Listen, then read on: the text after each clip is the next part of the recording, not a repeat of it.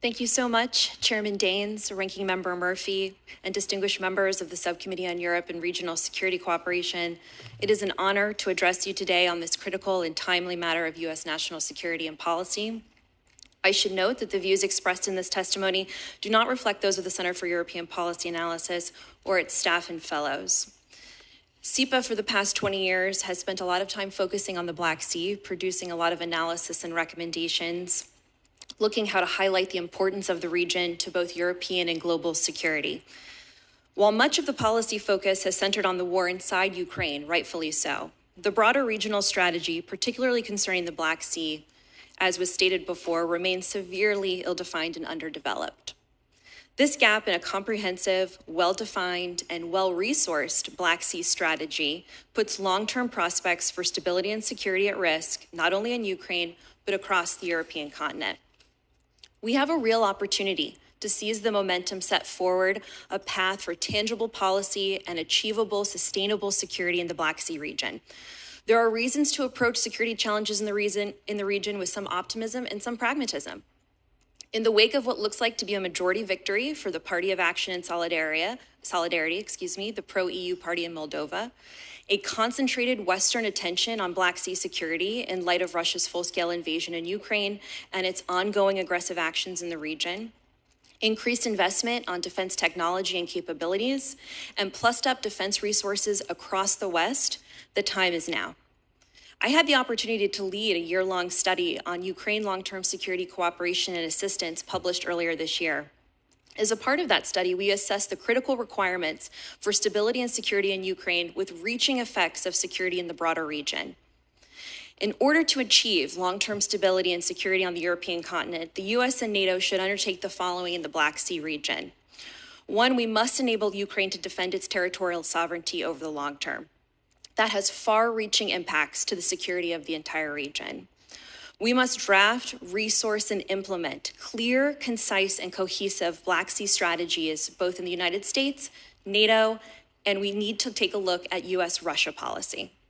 And finally, we need to provide sustained US leadership in the region, including engagement, presence, and assist our Black Sea NATO allies to further cooperation to bring unified security. As we know, the Black Sea region sits at the crossroads of Europe, the Caucasus, the Middle East, and Central Asia, with a contested and competitive security environment. And we know crucial to Russia's foreign policy objectives is to control the methods and means of commerce and trade in the Black Sea and enjoy unhampered access to project power to other theaters, including the Middle East, the Eastern Mediterranean, and Africa. The threats from Russia, as we know, in Black Sea region and all over Europe are well known. Militarily in Ukraine, Transnistria, and Georgia, politically, as we've seen over the weekend in Moldova and their attempts to derail that democratic process, and of course, hybrid actions that are continuing day by day. I would be remiss if I didn't mention the connections of everything else happening on the European continent with Russia hybrid actions and connecting those dots to what's happening in the Black Sea region. As was mentioned before by the ranking member and others here, the drone incursions, the air incursions in Poland and Estonia, both triggering Article 4 sessions at NATO, the potential drone incursions in Denmark and Norway going on right now, the bombing of the EU building in Kyiv, the GPS jamming of President von der Leyen's plane. These are all cumulative in nature. Russia testing what Europe and the West will actually respond to and react to and try to deter against. Let me briefly just go over my recommendations again, and I welcome the questions, any questions you all have about these. Enabling Ukraine to defend its territorial sovereignty over the long term. So our study took a look at multiple year authorities and multi-year funding for consistent and sustained support and assistance from Congress.